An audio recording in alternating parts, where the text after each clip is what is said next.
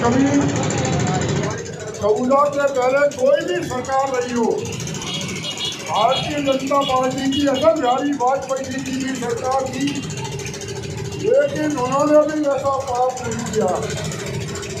आज केवल इस देश के अंदर विकास को छोड़कर बाकी सब काम किए जा रहे हैं। भारतीय जनता पार्टी की सरकार बोलती है कांग्रेस ने 70 साल में इस देश में कुछ भी नहीं किया। मैं आपसे पूछना चाहता हूँ, 1947 में जब देश आजाद हुआ, देश की हालत क्या थी? ढेरों कारखाने लगाए, ढेरों बांध बनवाए गए और इस देश के विकास के लिए चारों तरफ सड़कें बनवाई गई। BSNL, एयरपोर्ट, यहाँ तक कि इस देश के अंदर एक आलमी से लेकर भी हवाई जहाज तक का निर्माण इस देश के अंदर होता था। मैं आपसे पूछना चाहता हूँ भारतीय जनता पार्टी की सरकार से, मोदी जी से, कि अगर 70 साल में काम नहीं किया तो फिर आप किस चीज को बेचने का काम कर रहे हो? BSNL आपने बेच दिया, रेलवे आप बेचने का काम कर रहे हो, जो भी बड़े बड़े देश के कारखाने हैं उनको बेचने का काम भारतीय जनता पार्टी की सरकार कर रही है। और इस देश के अंदर सबसे बड़ा काम जो भारतीय जनता पार्टी की सरकार ने किया है वो है इस देश में नफरत पैदा करने का माहौल बनाया है आपके द्वारा। और आप क्या चाहते हैं कि इस देश के अंदर तानाशाही चलेगी? मैं आपसे पूछना चाहता हूँ, 50 साल, 40 साल, 70 साल कांग्रेस की सरकार रही, क्या जवाहरलाल नेहरू जी ने, इंदिरा गांधी जी ने, राहुल गांधी जी ने, या जो भी देश के प्रधानमंत्री है, यहाँ तक कि अटल बिहारी वाजपेयी जी ने भी क्या इस तरह का इस देश में माहौल बनाने का प्रयास किया?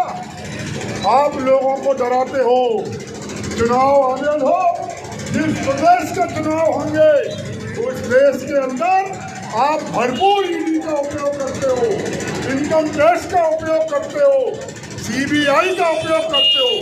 क्या है ये कांग्रेस मुक्त भारत? अरे अगर नेहरू जी ने सोचा होता कि हमको विपक्ष को खत्म करना है तो 1952 में क्या जनसंघ पैदा हो पाती? कभी नहीं हो पाती साथियों, कभी नहीं हो पाती। क्योंकि जनतंत्र के अंदर कोई भी सरकार हो, हर सरकार ये चाहती है कि विपक्ष मजबूत होना चाहिए ताकि सरकार की गलतियों को उसके ध्यान में लाए, सरकार को बताए कि उसकी गलतियां क्या है, ताकि सरकार सही दिशा में काम करे। कि जनतंत्र की शोभा केवल विपक्षी होता है। अभी आपने देखा ब्रिटेन के अंदर 3 महीने 4 महीने के अंदर 3 प्रधानमंत्री बदल गए। क्या इस देश को ये संभव है?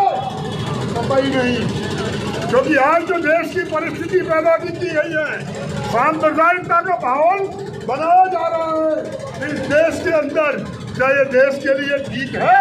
कभी नहीं साथियों।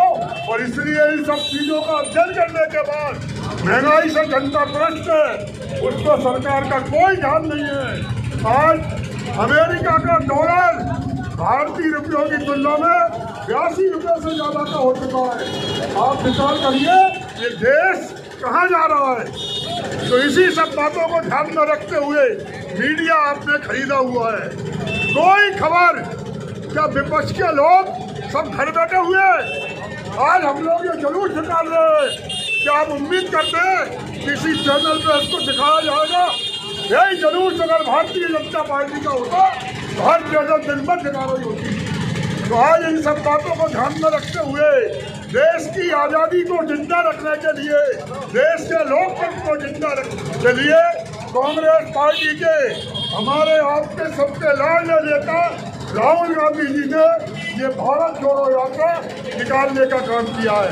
तो मेरा चूंकि आज तबीयत थोड़ी सी ठीक नहीं है, नहीं तो और भी बोलता, लेकिन मैं आप सब लोगों से अनुरोध करना चाहता हूँ कि इस यात्रा के माध्यम से हम 2023 में मध्य प्रदेश में भी सरकार बनाएंगे और 2024 में दिल्ली में राहुल गांधी के नेतृत्व में कांग्रेस की सरकार मैं आपसे वादा करता हूँ। वो जनता से भारी अपील करता हूँ, वो चाहता हूँ कि आप सब लोग राजीव गांधी जी की इस भारत जोड़ो यात्रा के लिए भारी से भारी समर्थन देने का कृपा करें। बहुत बहुत धन्यवाद। जय हिंद, जय भारत, जय कांग्रेस। भारत माता की